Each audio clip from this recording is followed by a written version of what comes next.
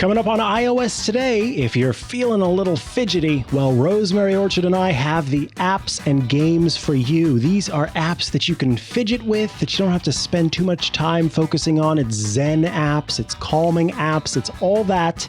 Plus, of course, the news, including an update with iOS 14.5 that has a feature with Apple's AirTags tracking. Of course, some feedback to answer questions about password managers and our app caps, those app picks of the week, coming up on iOS Today. Podcasts you love. From people you trust. This is TWiT. This episode of iOS Today is brought to you by Sandisk's Data Storage Solutions. Check out their iXpand flash drive Lux today and get 15% off your first order of the featured Sandisk products at sandisk.com/iOS. And by Babbel. Babbel has made learning new languages fun and easy with bite-sized lessons that you'll actually use in the real world. Purchase a 3-month Babbel subscription and get an additional 3 months free. Go to babbel.com and use promo code iOS today.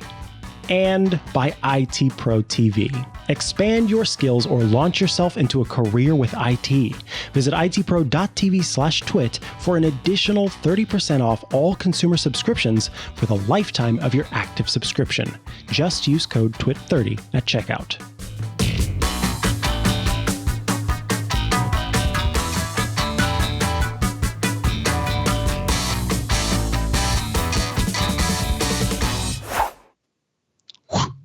Wow. I love that sound. It always gets me so pumped for this show. Welcome to iOS Today, the show where every week we cover things related to iOS. That's the one for your iPhone and iPod Touch. Watch OS, that's Apple Watch. iPad OS, you guessed it, that's iPad. TV OS, that's Apple TV. HomePod OS, and all of the other OSs that Apple has on offer. I am one of your hosts, Mikah Sargent. And I am Rosemary Orchard. Hi. Hello. How are you doing today?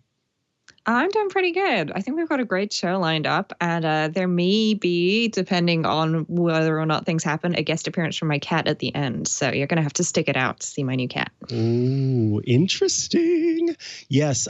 Today I was inspired, as I sometimes am, by the editorial team for the App Store. So Apple has an editorial team that it's built out to create content surrounding the apps in the App Store. So there are app stories, there's certain app picks of the week and all kinds of stuff. And one of the stories that they had was one called, I think it was Fidget Tinker Play.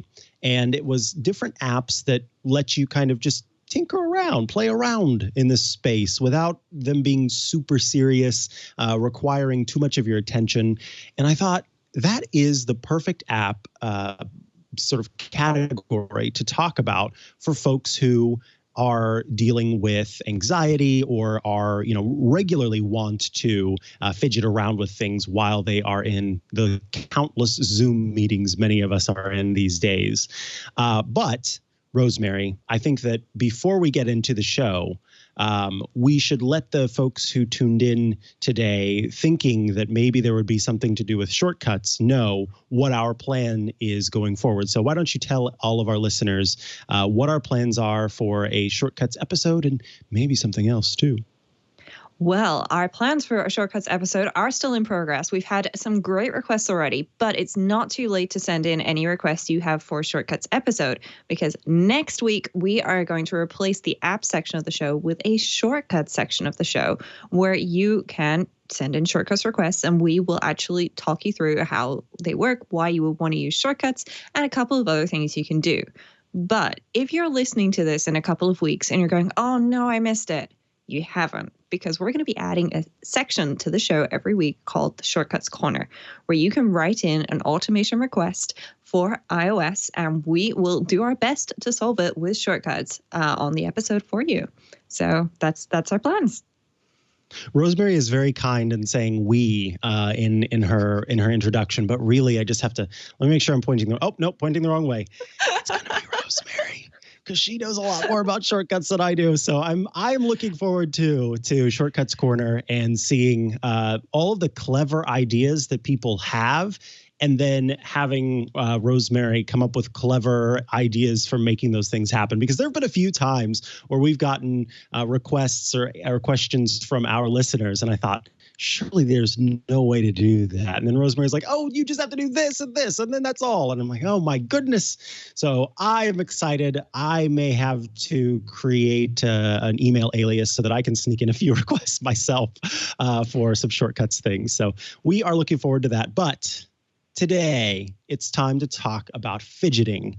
And Rosemary is going to take the first half of this. We'll take a little ad break. I'll come back with the apps that I have, and then we'll get on with the rest of the show. So, Rosemary, what are your fidgety apps? So the first app I want to talk about today is not necessarily the standard kind of fidget app. I'm not really somebody that plays with fidget spinners and so on. You will find me, especially on the old Apple Pencil, popping the cap off and putting it back on a lot and things like that. But I've never really bought things specifically for fidgeting around with. I've got plenty of stuff on my desk that I mess with all the time.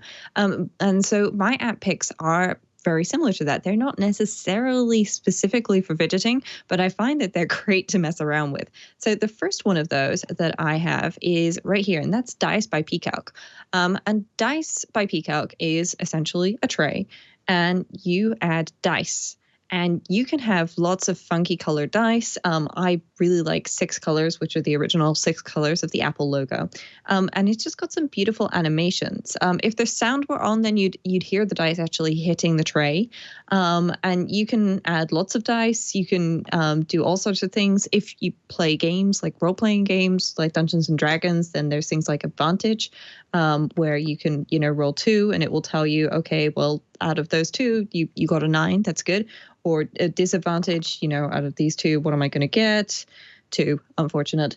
But that's the thing with disadvantage. But, there's a lot of options here. You can increase the dice size, which, if you really want to be able to see it and you're, say, putting it on an actual table, is great. You can change the theme of your dice to, something a little different. And that, changes the dice that are currently in there. Which is nice. And you can also change things like the tray color. So you can have a dark tray color with light dice on top of it. And then you can just mess with them. And that's what I really like. It's pretty animation. And especially if you've got sparkly dice like I've got right here. It's really great fun to just play with. And see, what's going on and, mess around with it. And I often do this without really thinking. And as you can see, I've perfected the art of flicking dice so they actually go up pretty high. But of course, as with, digital dice versus real dice, they can't fly off the table. Dice by PCalc is fantastic. As you said, especially because I've had a number of times where I've had to re-roll due to the dice falling onto the ground. And you go, oh no, I got a natural 20. I wanted that. But the thing about it is it's not just for the folks that are playing Dungeons and Dragons. As you kind of pointed out, it's a multi-purpose dice rolling app that can be used for any number of things, including to flip a coin, which is kind of nice, heads and tails. And it's a delightful app that has a lot of features built into it. It keeps getting updated, and it's available on lots of different platforms, so that's cool. What is the next app you have for us? Well, the next app that I have is something I actually found in December. I can't remember how I found it. I think somebody tweeted about it, and that is a Good Snowman. And the idea is a good snowman is hard to build. And so you have to try and build a snowman. So you've got your little guy here and you want to, get him to, do things. And you have to try and make the snowman as good or as well as you possibly can. And it's surprisingly tricky to do, especially in the tutorial section, which is what's happening here on this iPad. It's giving me some instructions, and spoiler alert, because I have managed to put this snowball in the corner, it's now stuck. So I'm going to have to restart this. So I'll just do this and see if I can maybe do that. And I'll just go down. And what I like about this is you are just basically, rolling around a ball of snow. But when you get to the later sections, you can actually make that ball of snow bigger. And I think this one is going to be stuck now. So I'm just going to leave that there instead of attempting to actually fix that. But it is so much fun because, you're just messing around and building a snowman. So there's no real significant end game here. It's, not something that's big or difficult or too crazy to do. But at the same time, you can have plenty of fun, trying to make bigger snowballs and things like that. And if you decide that you're not going to, follow the rules and you're just going to do whatever you like, that's totally cool. It's not a game that's going to punish you for not doing what you were supposed to do. So, I think you'll probably enjoy it. I really like those kinds of games where you can feel free to just play around and do whatever you'd like, as opposed to too many rules and too much regulation. And for the point of our games today, that's what we want, is games that can just kind of be played in the background while you're doing other things or watching something or what have you, where they're not too much of a distraction and they're more of just a little bit of a background enjoyment. And I think this next one is another one that fits into that category. Some folks would call them casual games. I think all of the ones that we're talking about today are casual games, but they're also kind of mindless games. I think some casual games can be a bit focused and heavy, but these ones are ones that you can kind of zone out with, so to speak. So tell us about this next one that you've picked. Well, the next one that I have picked is called Super Bowls, and I found this from an Instagram ad. Now, sometimes I found Instagram ads not great for recommending games because they'll recommend something and you download the game and it's nothing like what was on the game. But what I like about this is you get given a course. So I've got a little, obstacle here, and I have balls. And it's introducing me to the game still. I've only been playing this for a few days, but I've reset it a few times because I like the easy levels. So I've got some rockets, and they're going to clear a lot in their lines. And as you can see, when I set up the ball, then you can see where it's going to bounce off of and where it's going to hit. So I am going to go like this, I think. That's probably not. There we go. It's got some pretty cool sound effects, but I've managed to do pretty well there. So I'm quite enjoying that. So I'm going to go for this rocket right here now.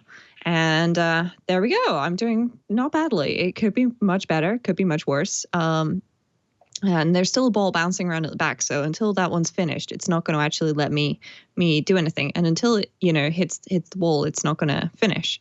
So I'm going to go over here now.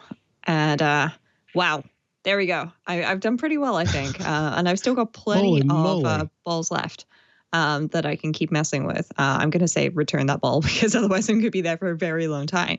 And I really enjoy this. This is, it's not really frustrating because I've not actually encountered yet a single level that I can't complete. And if you can't complete it, then you can just hit the redo button. Or if you want to do better, then, you've got plenty of fun to do that with. So, yeah. That's Super Balls. Wow. So what's funny about this is you're not alone in the finding an app in an Instagram ad that ends up being one that you use. I didn't drop this in the list, but I'm going to mention it because this one has actually brought me quite a bit of joy and entertainment. It's called Tangle Master 3D. And quite literally, all you do is detangle. That was nearly ropes. My pick for today. That was nearly one of my picks for today, Micah. Yeah, apparently we have matching Instagram ads. Yeah, it's so simple. And then, of course, there are some pay-as-you-play type dealies, but you don't have to participate. So you just take and untangle these ropes, and it gets more complicated over time. It starts to add locks to the ropes as you're playing, and so you have to kind of untangle them in more complex ways. Another thing about this is that you can see that the rope is sort of double tangled. So I have to untangle that part first and then untangle the second part, and boom, we're through. And then it starts to add extra ropes as well as adding different types of locks and other barriers. So then I untangle and we're good. And it just goes on like that kind of forever and ever and ever. But it is one of those mindless games at first. That's one of the reasons why I didn't necessarily mention this one, is that it does start to get to a place where you have to really pay attention to what you're doing if you want to untangle in the right amount of moves. And then there are little additions that you can get, like scissors to clip one of the ropes, an extra pin that you can clip the rope to. So there are some kind of power-up features that are available as well, but I tend not to use those as much. But yeah, Tangle Master 3D is another one of those Instagram advertisements that sounds like it pulled both of us in.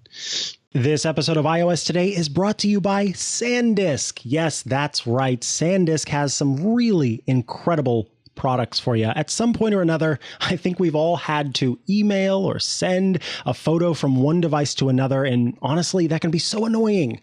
But Sandisk has the solution for you with its data storage solutions. The iExpand Flash Drive Lux. It's a 2-in-1 flash drive for your iPhone and USB Type-C devices that makes it super easy to transfer and back up files on your phone. With the iExpand Flash Drive Lux, all you have to do is plug in the drive to start freeing up space. No, seriously, you plug it in, the app pops up, and it starts working immediately. There's no internet needed. And that's really important, because what happens if you lose access to the cloud and suddenly you are struggling to get the files from the cloud and they're not there? Well, having a local backup is so important for that.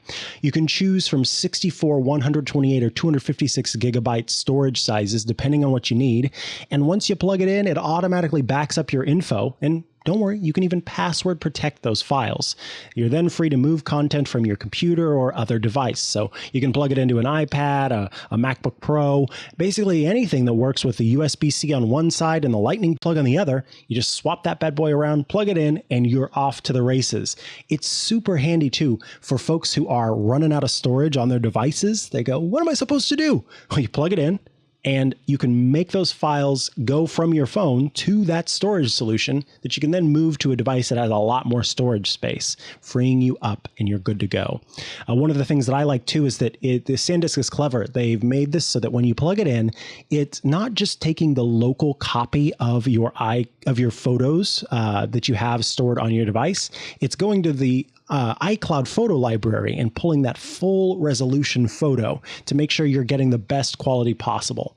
It's such a good idea to have a local backup of your device, of your photos, your contacts, all that stuff, because if there's ever a situation where you lose a password or you are without internet and you need access to those photos, this is the way to make that happen. The iExpand Flash Drive Lux. Seriously, you need to try this 2-in-1 drive from Sandisk. And right now, you can get 15% off your first order of the featured Sandisk products, but only when you go to sandisk.com/iOS. That's sandisk.com/iOS. Thanks so much to Sandisk for sponsoring this week's episode of iOS Today. All righty, we are back to fidgeting, and I am pretty pumped about this first app I'm going to show you here. This one is called Empty, and it's got a very simple name, Empty, period. And it is a very simple puzzle app. So let me switch over to the right device here.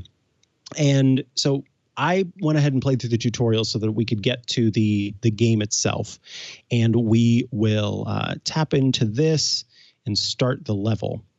Now, what you're going to see is a room, a space that has different objects in it. And the object of the game is to cause these objects to disappear by overlapping them with the colors that are in the background. So what we will do is I will start to move. I'm putting my finger down on the screen, and I'll start to move it around to try and figure out how to make this chair disappear. So I just bring it up, and then I can let go, and you can see that now the chair disappears. Now I've got this light blue table, so I need to look around. Aha, there's the square. So I'll line that up and move it in, and boom, now the table disappears. That was just the table and the chair in that level, so we can beat that one pretty quickly. So there's not a whole lot of extra thought that needs to go into this, and that's what I quite like about it, is that it's a pretty simple game to play here. Now, this one is a little bit different. I think that the goal is probably going to be to try and create a single sort of surface. So, this is even better. It's text. You're the wrong way around, though. Line that up. Yes, you're right. Welcome so we should go this way. And now, see, this is fun, but it's just a little bit. There we go. Welcome to the list of things you will not miss, backed up by the most novel research and not missing things entirely. So you can see this game has a little bit of personality. It's fun and it's simple to play.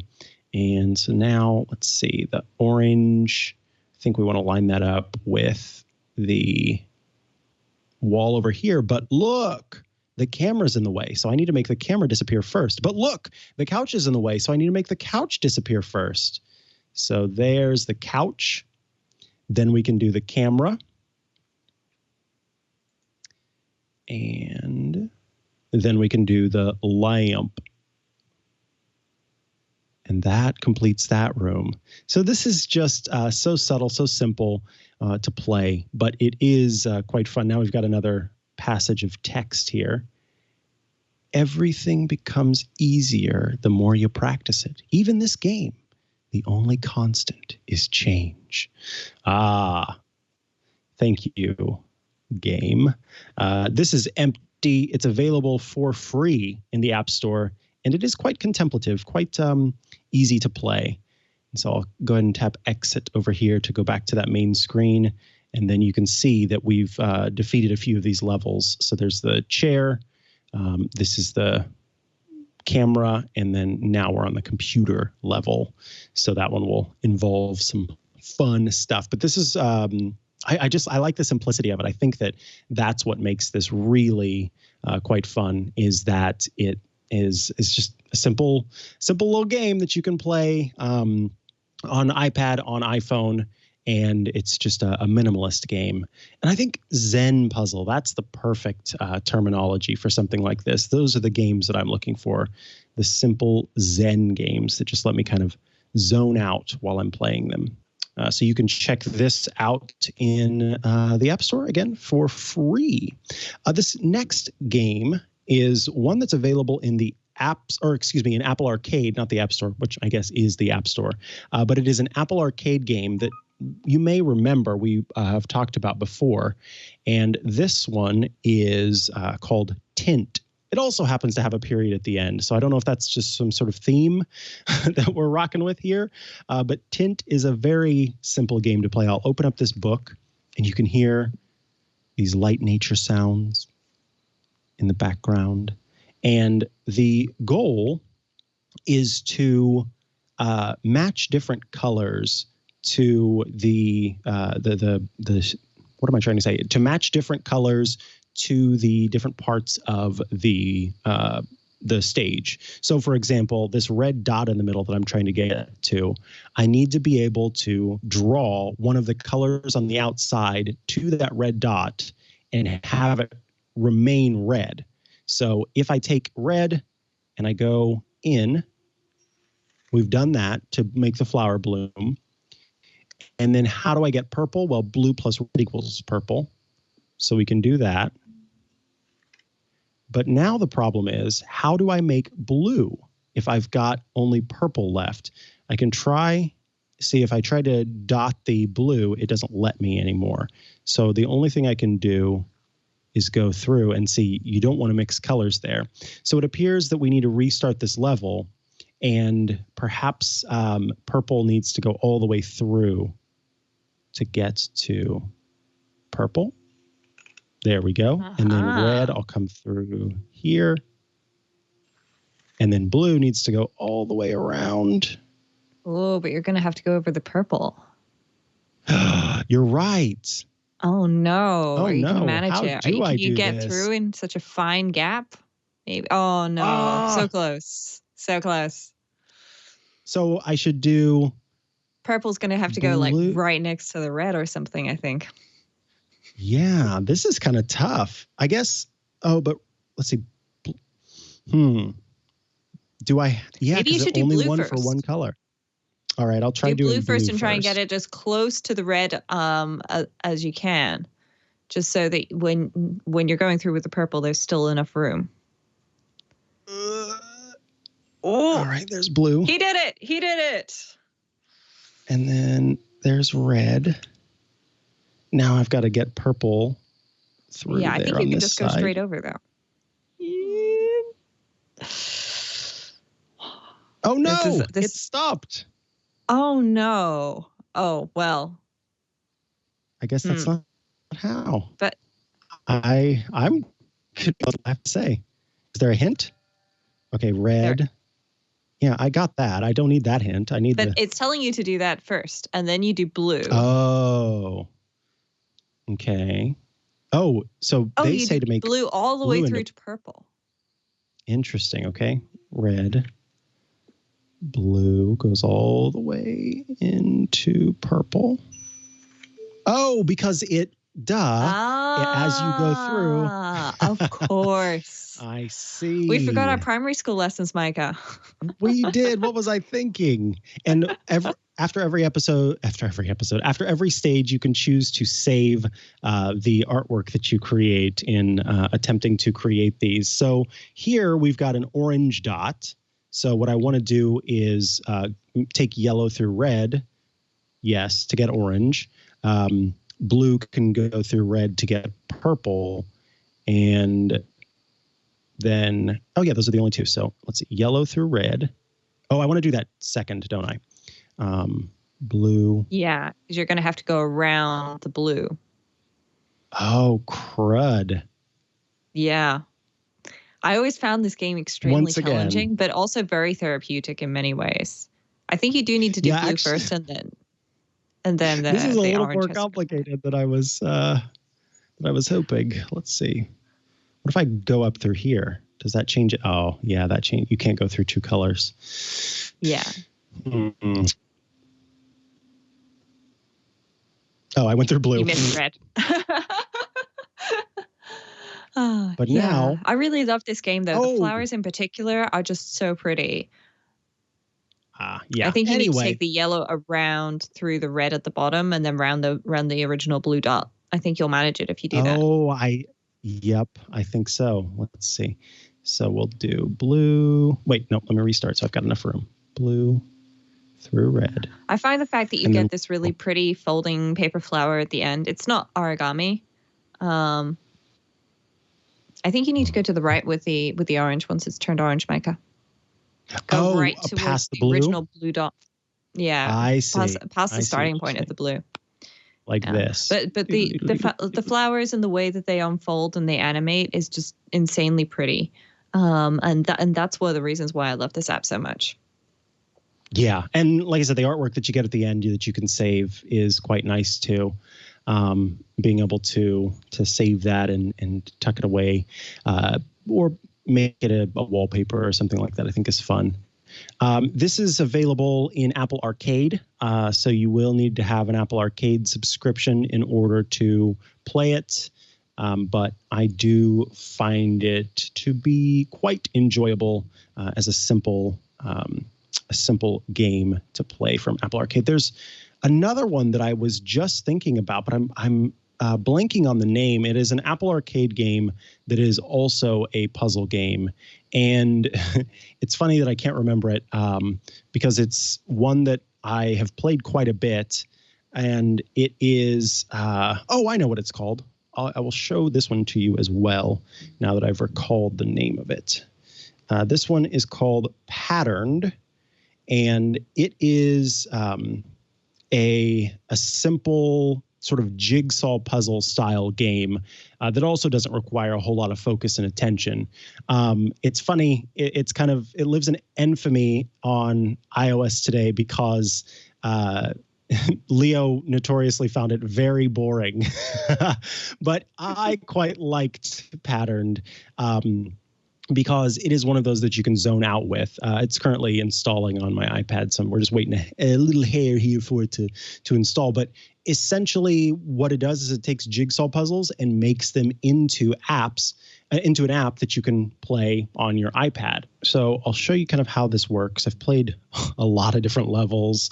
And some of my favorite are the ones that are kind of more text-based. But let's see Underwater Race here.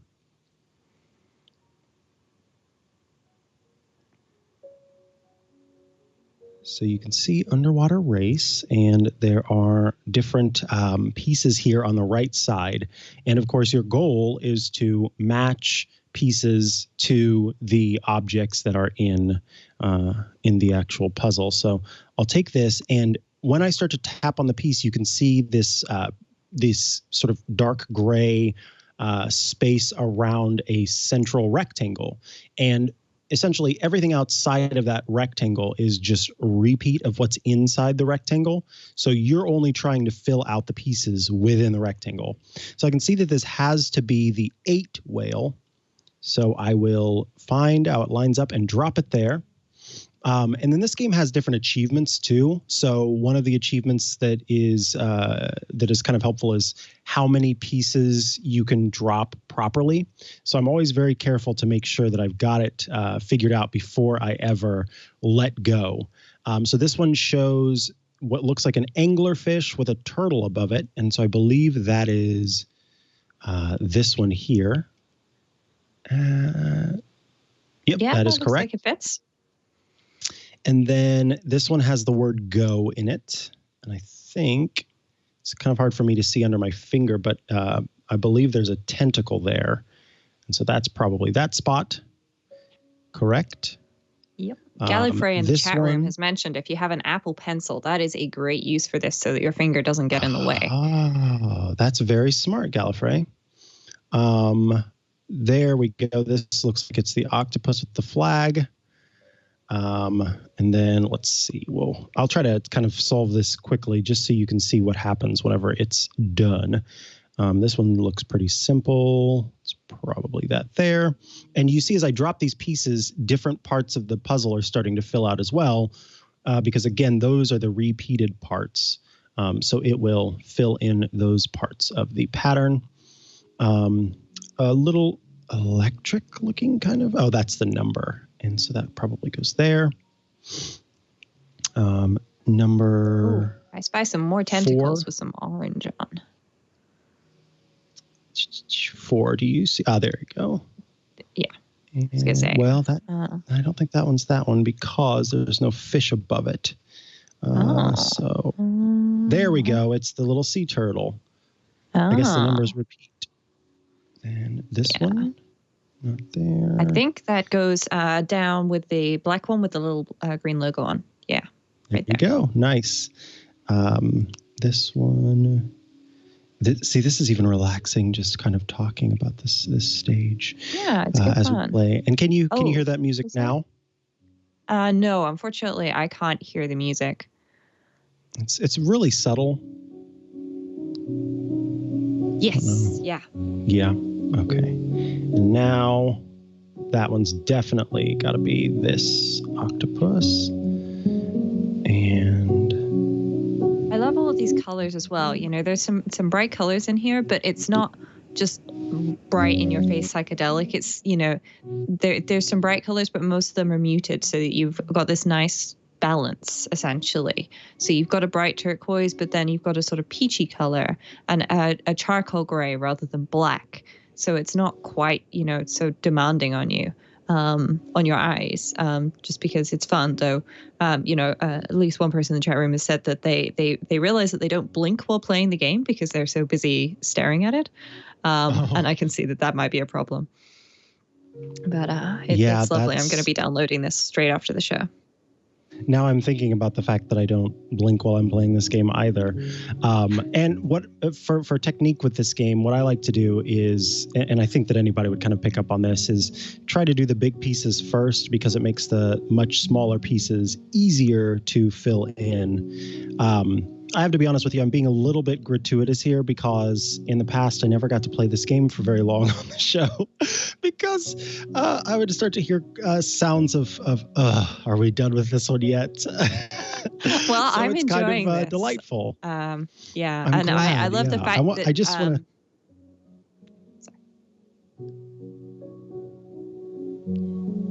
No, I love the fact that you know, I think I can see where pieces go, but obviously you've got a different thought pattern to me. And this is something I often find when people demonstrate games, especially something like this, which is a puzzle. You know, you can see something that the person currently playing it can't. But then when you're playing it, you have a completely different experience and that you can't see. What am I doing next? Which one of these pieces goes together? But I'm very much enjoying this, and that's unusual for me with games like this. And I've recently purchased something to try and get myself a little bit more into Apple Arcade. Nice. And so it's one of the games controllers for my iPhone, which I'll be reporting on at some point in the future, where it sort of turns an iPhone into a Nintendo Switch style device or a PS Vita, you know, sort of thing. I'm not sure that would be good for this kind of game, but you know, that's the beauty of Apple Arcade. It has games which span all sorts of different interests. So yes, indeed. I have one of those, not that one. I know the style that you're talking about, which is quite nice for people who kind of know a thing or two about gaming. I have a game controller that I use for some of the Apple Arcade games that support it, but I very rarely play games enough to sort of, you know, really need that. I tend to, I guess I right now just feel like playing a game, and so I will go and do it. But for folks who are kind of committed to it, or who are looking for a way to sort of mimic the experience of playing the Nintendo Switch, as you pointed out, or other types of gaming consoles, that can be very handy to have. Well, I got this about the same time as I also purchased a Nintendo Wii. So yes, retro gaming. I think you need to go up a little bit. It's the turquoise whale. There you go. Nice. Yeah, look at you spotting. Well, it's very relaxing to do this, and I can see why, especially if you've recently found yourself quite stressed out. You know, the purpose of these apps is for you to be able to either relax yourself or to or for you to do something that helps you relax. So for example, Dice by PCalc, you can just be there re-rolling and re-rolling and re-rolling. And I found actually that's a good way for myself. Okay, if I roll a 15 or higher, I'm going to do this. If I roll 10 to 15, I'm going to do that. I could just roll a 4-sided dice, but where's the fun in that? Right. It's very different depending on what you're looking to do, what you want to, fix. And I'm going to use air quotes with fix because, at the end of the day, we're all human. Apparently I'm going to be downloading this game and putting together some awesome whale wallpaper and squid and tortoise under the sea, because this is just so much fun. Yes, and I'm almost through here so that I can show you what happens after you complete a level. So you can see now it's gotten much easier to fill in these little squares. Had I started with the squares, you didn't have enough to kind of fill in to know precisely where these should go. And you can see the bottom square there is just all blue. But the one above the bottom goes between the turtle and the squid. So there you go. That one there, and last but not least is that one. Now it completely fills out the puzzle, and this is rare. My gosh. Only some of the wallpapers are animated, so you will occasionally find animated wallpapers as part of the game that you can get and see. So I love Patterned. I think it's so relaxing, so peaceful, and you also, as I said, I tend not to be into games that don't have a rewarding outcome, because I get too caught up in the logic of the situation and go, why am I spending all of my time on something that has no value to me? For some people, the value is the experience of playing the game. And I totally understand that. For me, I don't find a whole lot of value in that. And so actually having this piece of artwork at the end that I can cherish is what makes me interested in something like this, where I feel like I've accomplished something or achieved something, versus playing Monopoly, where at the end of that board game, you don't have, there's anyway, that's a whole other thing, but I don't quite understand Monopoly. Well, as an off-topic tip for people who like Monopoly but don't enjoy playing Monopoly Deal, the card version of the game, is a lot more fun. And unfortunately, they haven't yet made an iOS version of that, but I'm looking out for it when it arrives. Interesting. I'll have to check that out. Monopoly Deal. All right. Let's see. I want to mention one super quick before we take our next break. This one it won't even take very long to show you, because this one is meant for both your iPhone and your Apple Watch. It is a little app. I would call it more of a utility that uses the Haptic engine in your devices. So you need to have a device that has a Haptic engine. So iPad is not one of those. But all you do is I'm taking my finger and I am putting it down on the screen and dragging it along. And while it's creating this pattern, there's this very satisfying in the Haptic engine.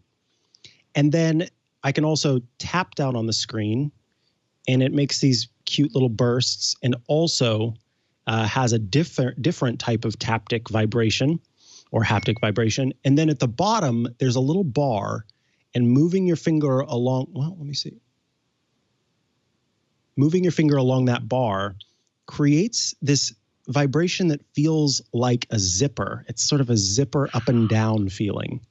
And so you get these 3 different tactile experiences that you can play with on your iPhone, or again, as I said, it has an Apple Watch version.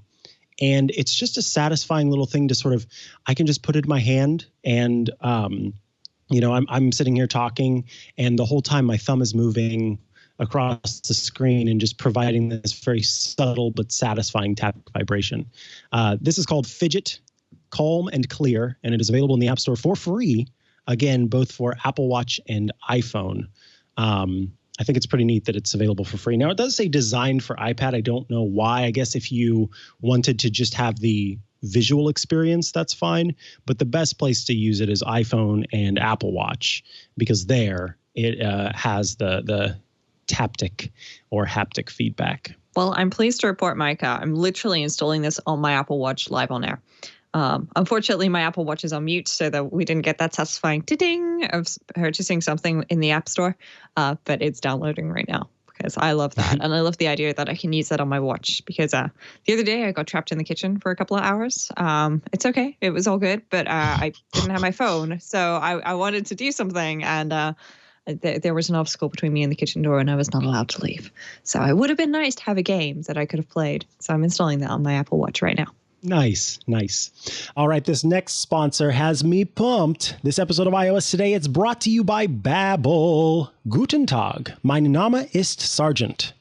In case you don't speak German, that means good day. My name is Sargent. Now, Guten Tag technically means good day, but it's sort of understood to mean hello. So it's hello, my name is Sargent. But you may be wondering why I say Sargent instead of my first name. And that is something that Babbel has taught me. I've learned so much from the Babbel app, more so than just the language, but also conventions due to whether you're speaking formally or informally. And in this case, with a formal greeting, you would use your last name as opposed to saying something like hello, which is a much simpler greeting as opposed to good day. This, of course, is Babbel, the #1 selling language learning app. If your goal this new year is to learn a new language, the best way to do that is with Babbel.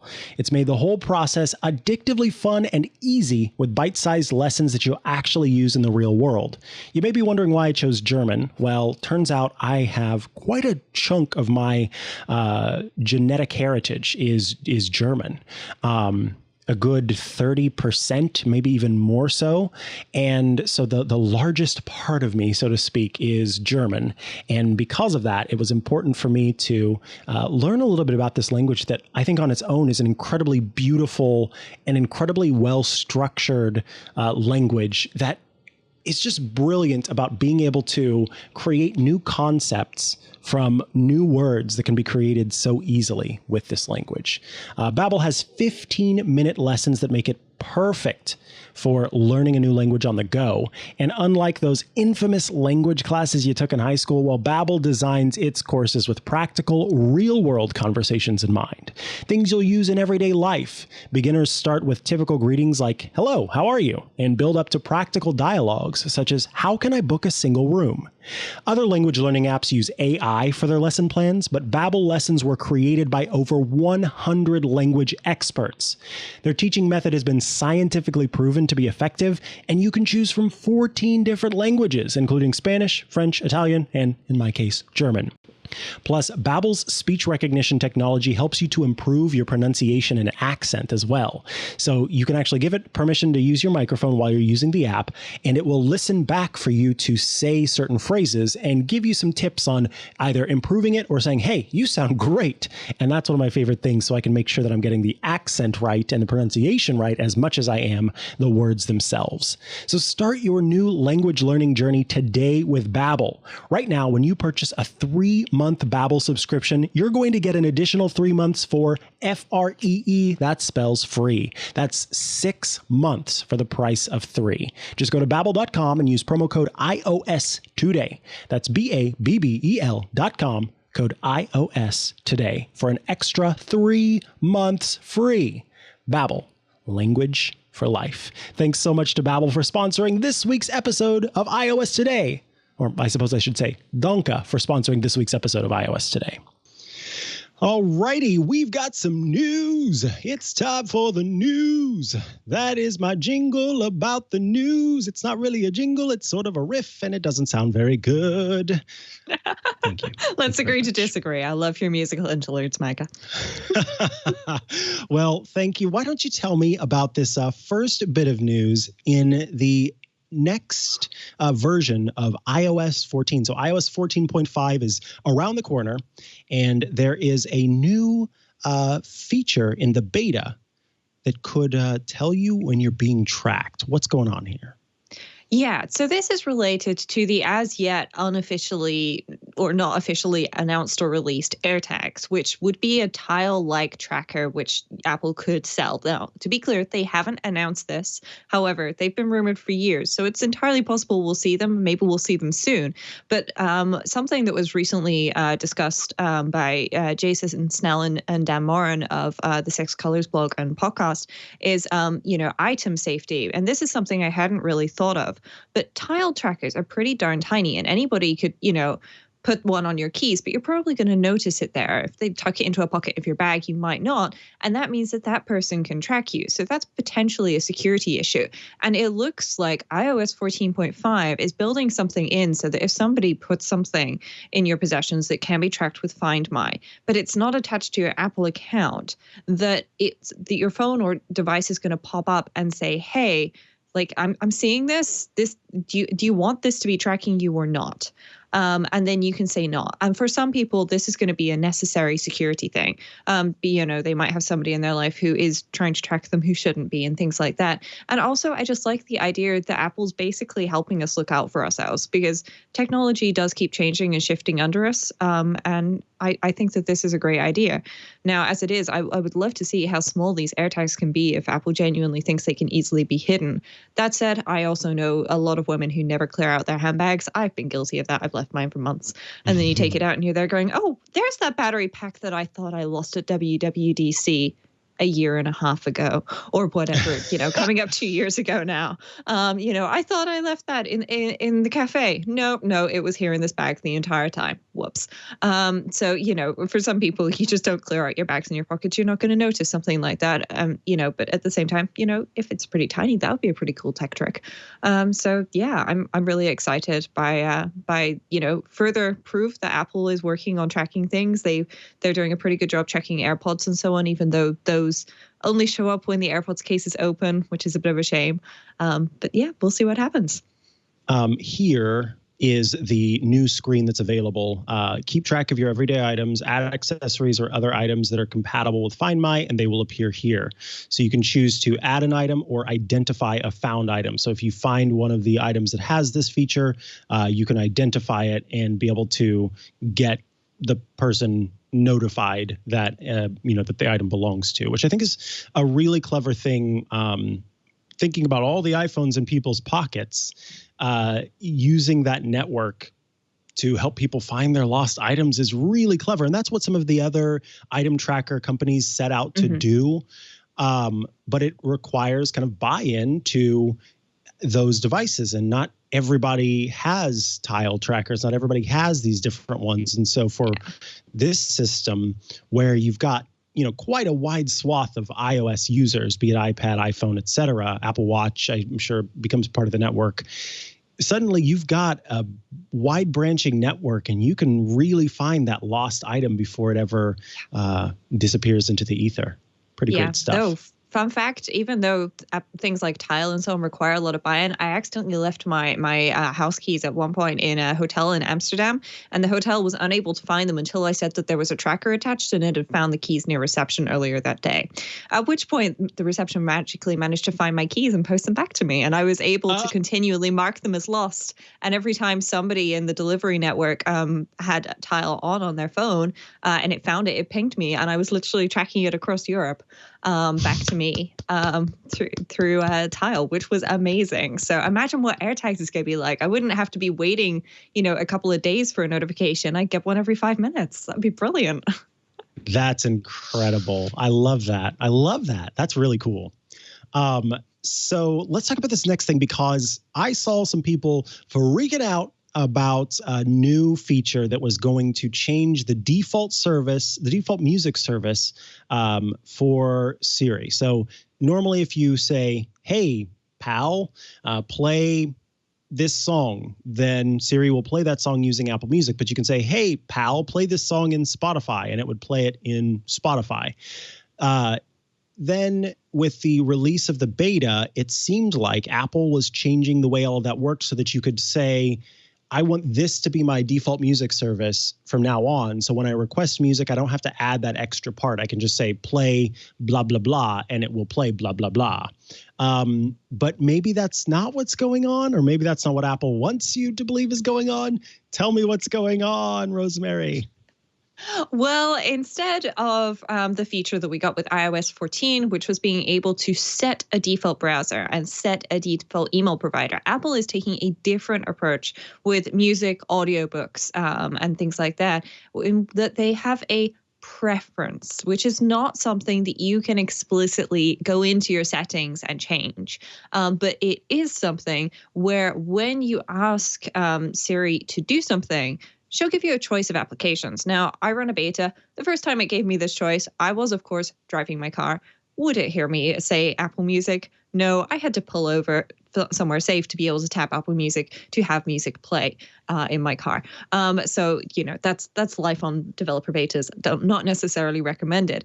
But that means that you can't necessarily go in and change it. But Siri is supposed to be listening. And this is the same technology it uses to suggest applications to us. So, for example, it frequently suggests that I open my calendar in the morning because I usually check what I'm going to be doing that day. And so it pops up and goes, hey, do you want to open your calendar? And I go, yes, please. I'd love to open my calendar. Thank you very much. And that's the same technology it's using here. So it's trying to figure it out.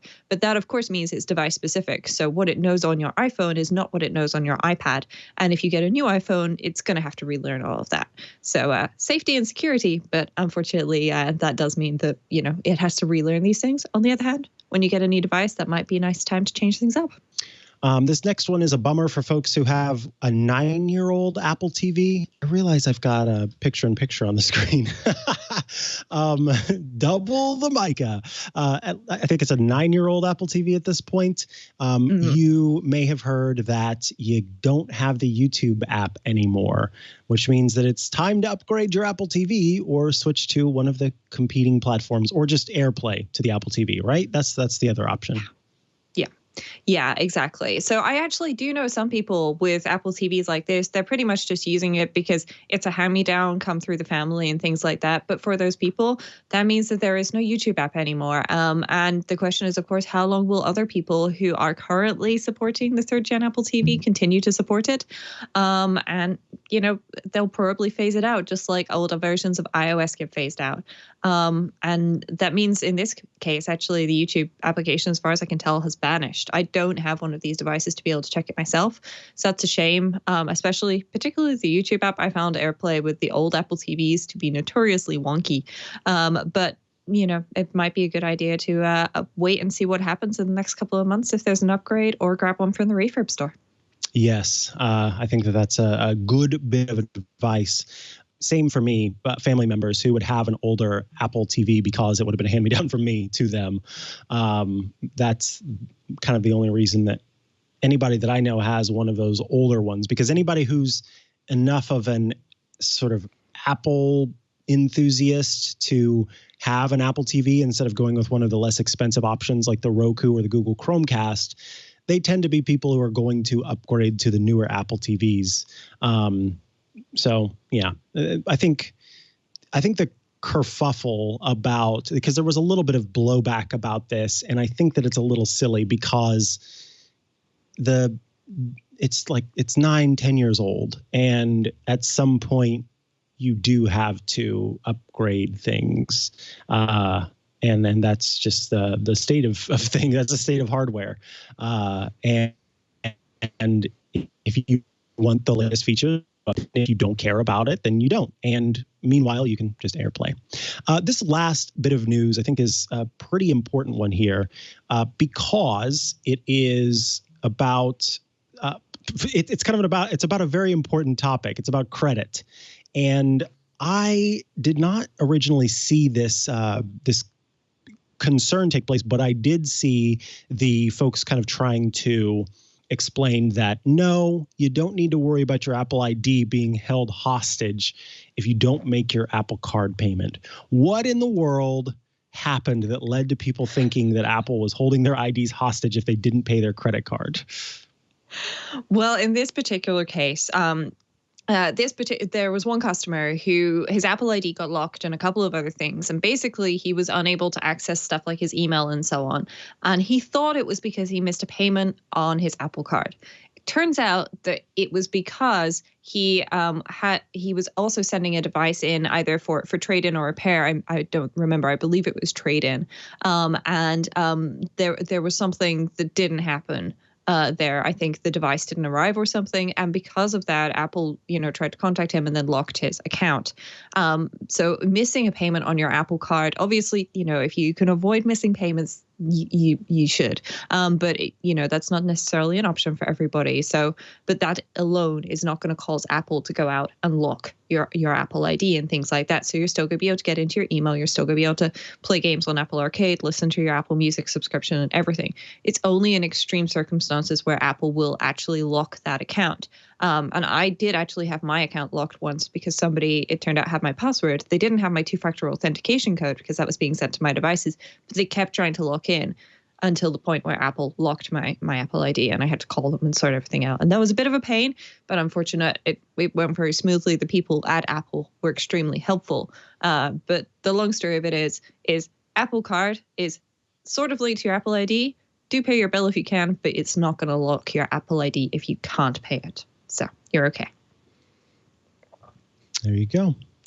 All right, let us move on to the feedback segment of the show. Feedback time for feedback. We've got feedback questions from listeners. Ta-da. I'll stop, people. If you've turned off the podcast, well, I guess you're not hearing me now, but I apologize. This first bit of feedback question comes from Anthony, who writes in and says, "Great show. I have a question about password managers. I think 1Password is great, but I have a question about the password manager in iOS. It seems it is better, but wondering what your thoughts are on this." So, better. Interesting qualifier there. Is the built-in password manager better than a third-party password manager? Rosemary, I'm curious to hear your thoughts, and then depending on your thoughts, I will share more or leave it at that, depending on what you've said. Well, my thoughts are, what is Anthony doing with his passwords? Because if he is just using them to log in and that's all he wants to do, then the built-in password manager is absolutely great. But things like 1Password, LastPass, etc., really shine in that they can say, hey, this password has been compromised, and it will help you generate things. They also have things like family sharing. So I actually use 1Password, and I have a vault shared with my parents for logins for things like their home broadband and stuff like that. So when they inevitably have a tech support question, I can look at 1Password and tell them what the password is. And they can also look at 1Password and tell them what the password is. I'm not going to tell them not to call me though, because I do love chatting to my family. So there's a lot of things in 1Password that you don't get through Keychain. So that is sharing passwords, Watchtower, things like that.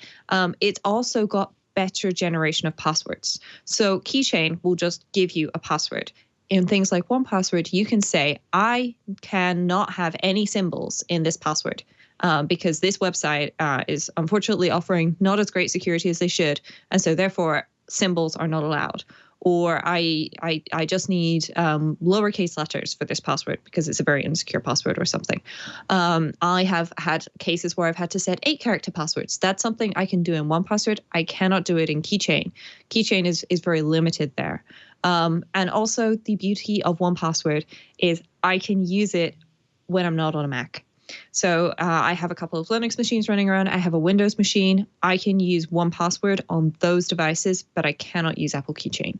And so if you're crossing the universes, at least operating system wise, then you probably ought to look at a third-party password manager. And if you need more features than just fill in my password for me, then I would suggest that it would be pretty good to check out something else too.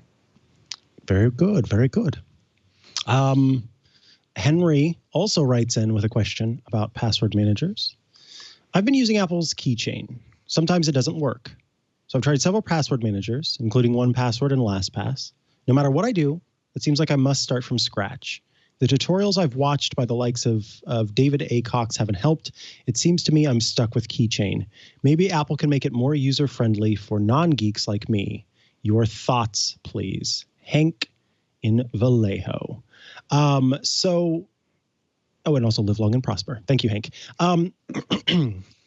This is, of course, more information would be helpful here to know, Hank, what your particular issues are in trying to get Apple's Keychain to work and trying to get 1Password to work and LastPass to work. I will say I know your struggle when it comes to Apple's Keychain or other third-party password managers not working in specific places.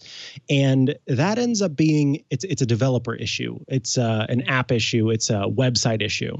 There are some websites that don't have web standard coding for the websites or developer standard coding that lets the system know that what you are trying to type into is a username field or a password field. And without that information, the password manager is unable to recognize that and pop open that prompt to give you that ability. So this often happens, I'll notice, in websites where you go to put in your username and your username is your email. It will think it's an email field and not a username field. And because of that, then the password manager won't pop up. Sometimes what I'll do, Hank, if that's the case, is you just take your cursor and you drop it into the password field, and then your password manager prompt will pop up and you'll be able to, above the keyboard, and you'll be able to tap on that and get it to autofill. In the case where you tap on the password field and nothing pops up, then what you've got is a poorly coded website or a improperly coded app that makes it so that the device doesn't know. There's also a new trend that is very frustrating that I think that this is one that password managers can sort of fix on their end, which is some sites will do username and then they will do one-time password or OTA, one-time authentication code, and then they ask you for your password. Adobe is notorious for this. I've had this for a while. And so you go to put in your username and because your username is your email, it treats it as an email field instead of a username field. So then your password manager doesn't pop up with the prompt. And then it asks you for your OTA code, but the OTA code is not automatically copied to my clipboard because I didn't get to go through that password flow. So I have to go to my password manager app, get the OTA code, type in the OTA code, and then finally, because I'm on the password page, I can use my password manager to paste in my long password. So Hank, I feel your pain in different sites not properly working how you'd like.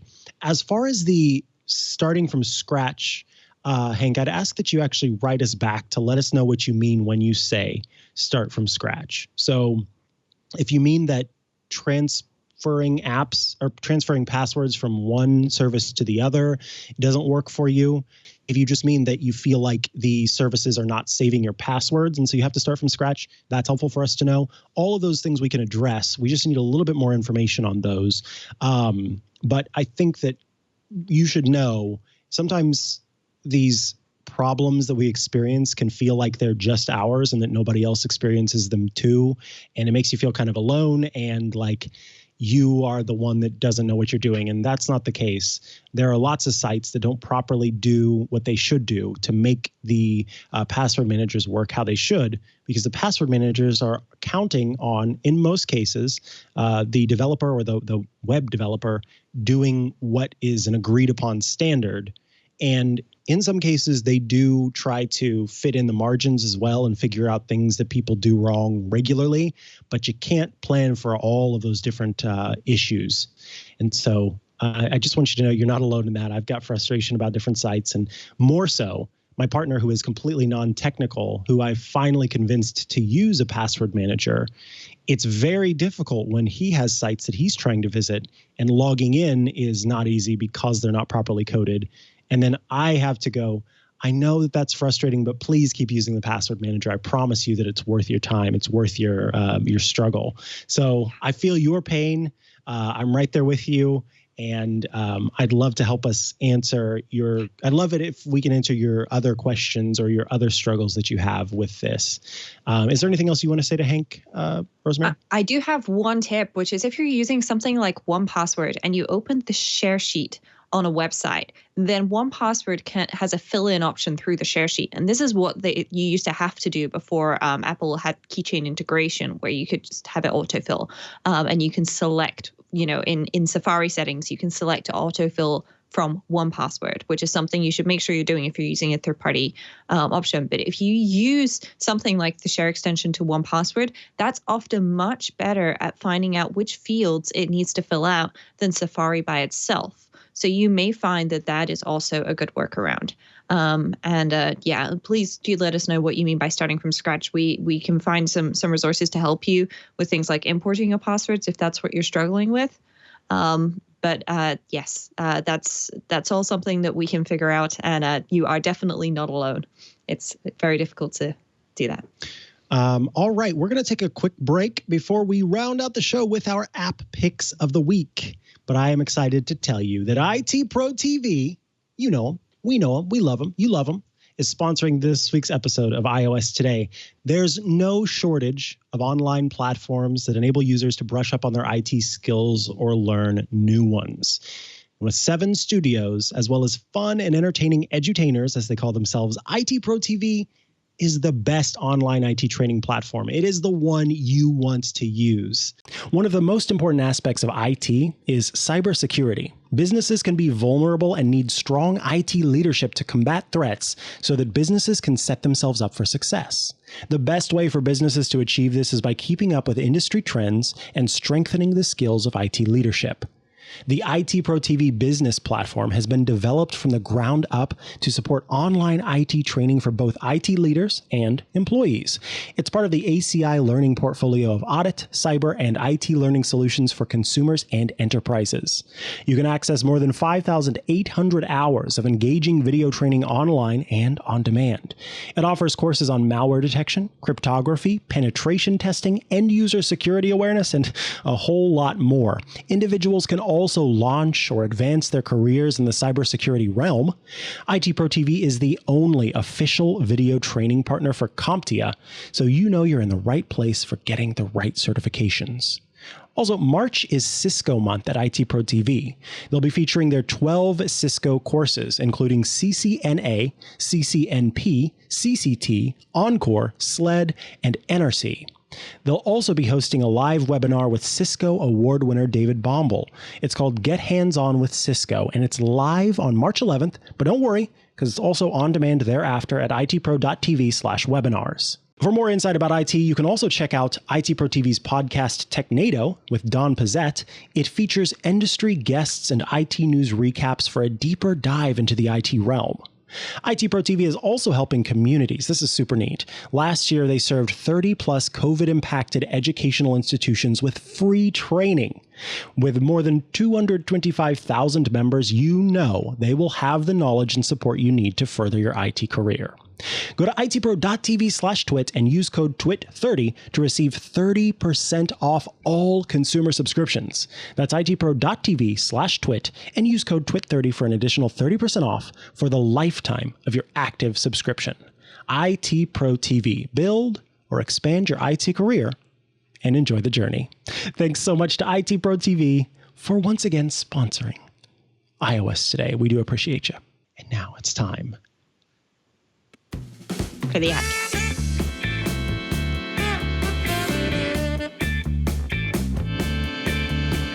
Jazz, jazz, jazz.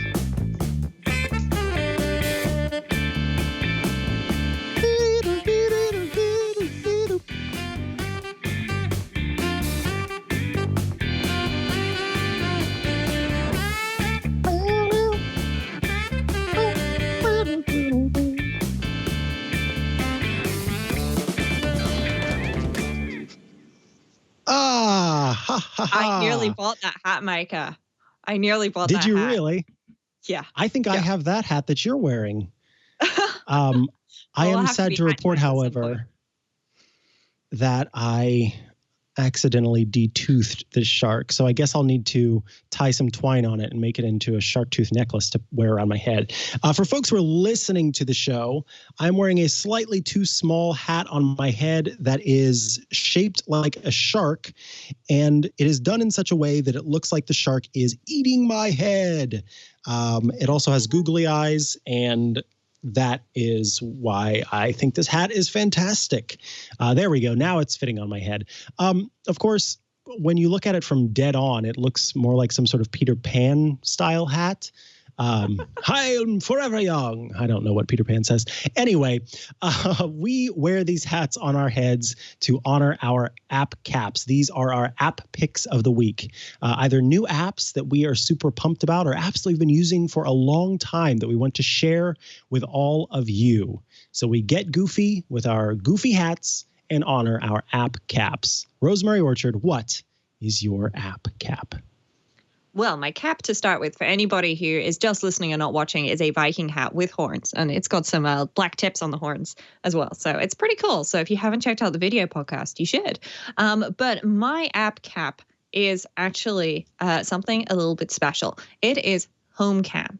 Now, HomeCam is a part of a series of third-party home apps which integrate with HomeKit on your device. And HomeCam, in case you can't guess from the name, is dedicated to cameras. Now, HomeCam works on your iPhone, your iPad, and even your Apple TV. And it just lets you basically just open it up and view all of your cameras. So here you can see I've got 3 cameras on this screen.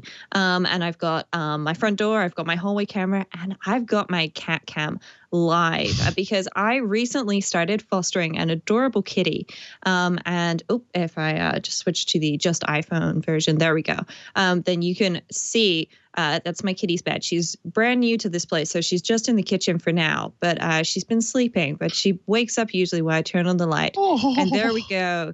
You can see her. She's hiding out. She's got some food and she's got some water. And this has been a great way for me to check on her because I can just have an iPad here on my desk displaying this camera. I can see the temperature in the kitchen. It's 17.5 degrees Celsius. So it's kind of warm. That's fine. It's nice and light in there now because I've just turned on the light and the humidity. And of course, I need to take some vitamins in a bit. I have options down here at the bottom to control different accessories in my kitchen. So my kitchen blind is closed. My kitchen light is off. That's because I turned it on using another application just now. And I've got some scenes here. And that's all things you can do in the Home app. But if I switch back, and I switch back into the portrait view, then I also have this play button where it will auto cycle.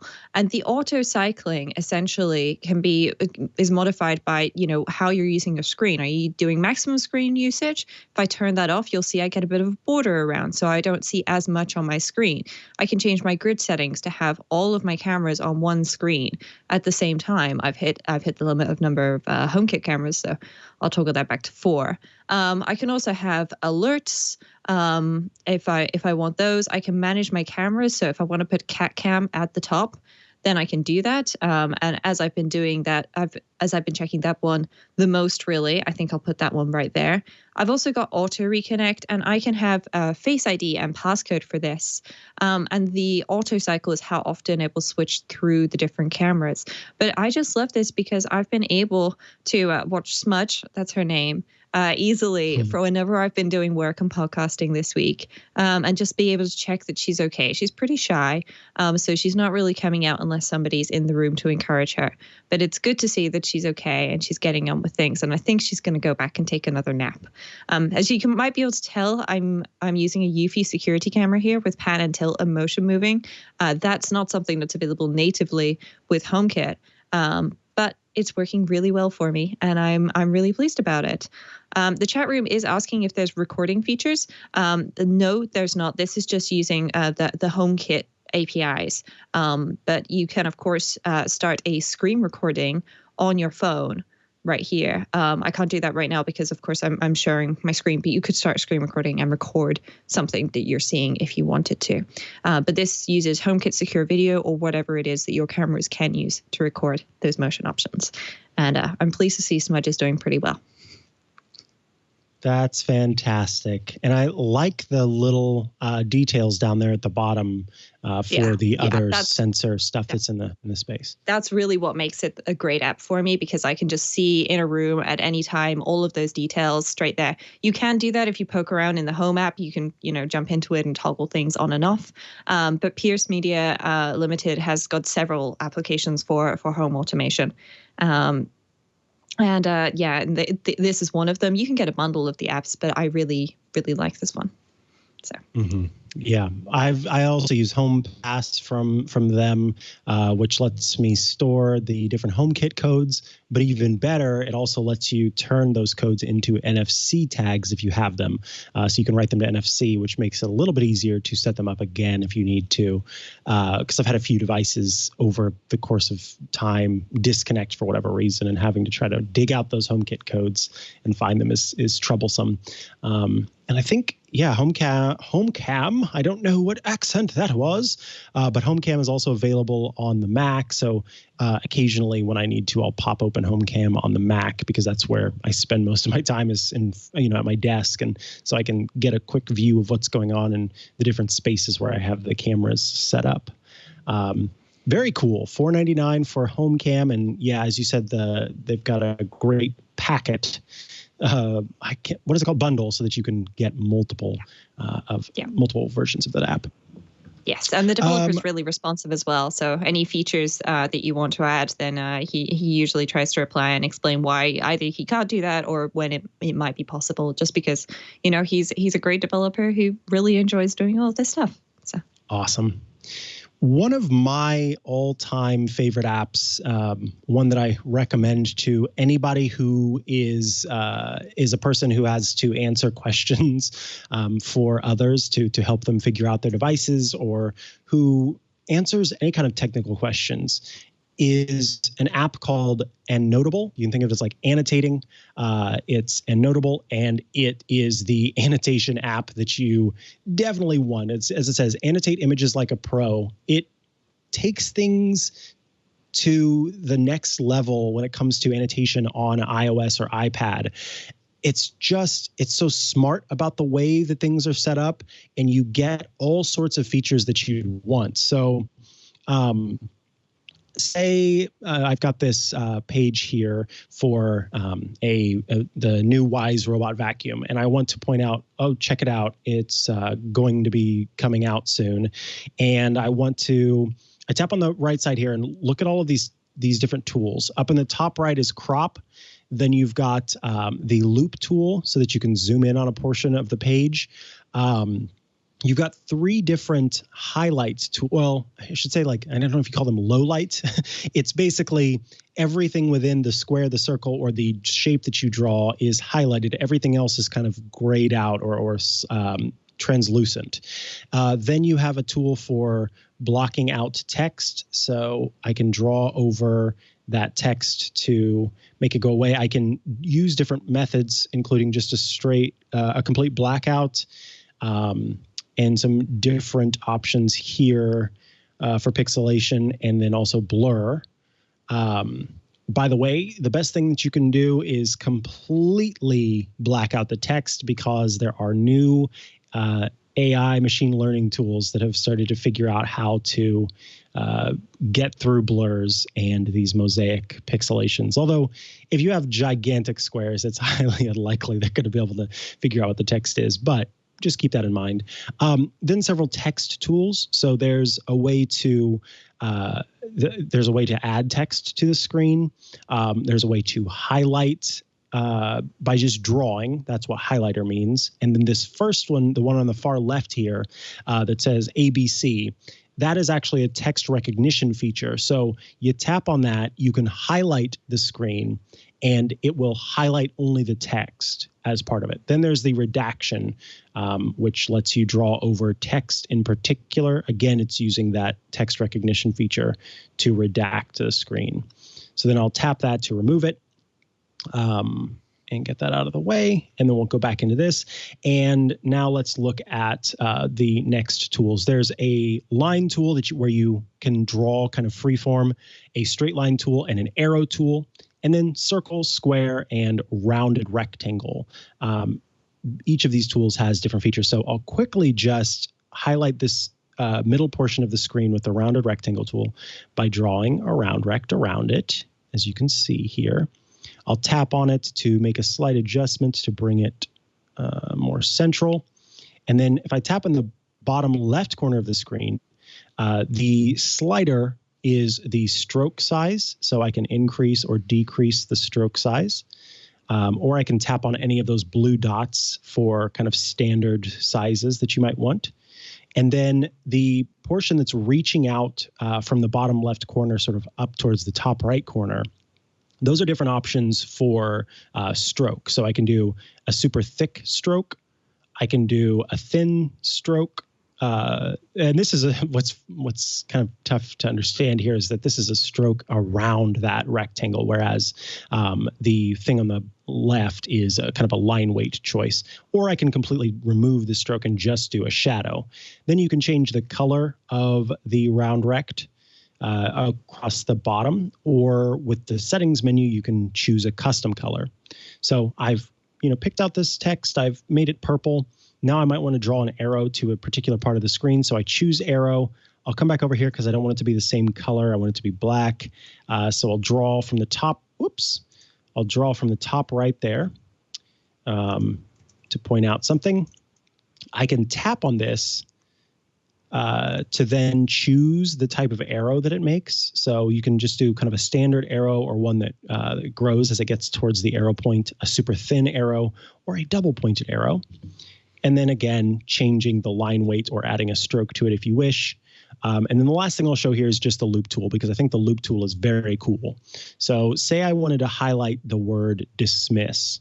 I will tap and drag, and you can see that suddenly I've got this sort of zoomed in portion. And as I move this around, I can choose the part that I want to be zoomed in. But my favorite thing to do is to take this and move it out of the way. And then if you drag from that middle point to dismiss, it starts to make an arrow for you. And now I can choose different options here, including 1. So it'll start to do steps as you add more loop tools. So you can say, do this step, then do this step, then do this step. I'll change that to an arrow, for example. And if I take that blue adjustment circle and drag it out, it makes the circle bigger or smaller. And in the bottom left corner, I can choose how zoomed in it is. So we'll just do 2x. And that is the loop tool. So there are lots of different built-in annotation tools that folks use pretty regularly, but it's all in one app. What I love is how lightweight this app is, how clever it is about, like I said, the text recognition, and then it also has snapping for cropping, so it can kind of detect the edges of something and snap right to them. And it also works in the share sheet. So I can go into my photos, I can tap the share sheet, I can choose Annotable, and it will pop up a way to then edit that photo right there without having to pop into the Annotable app.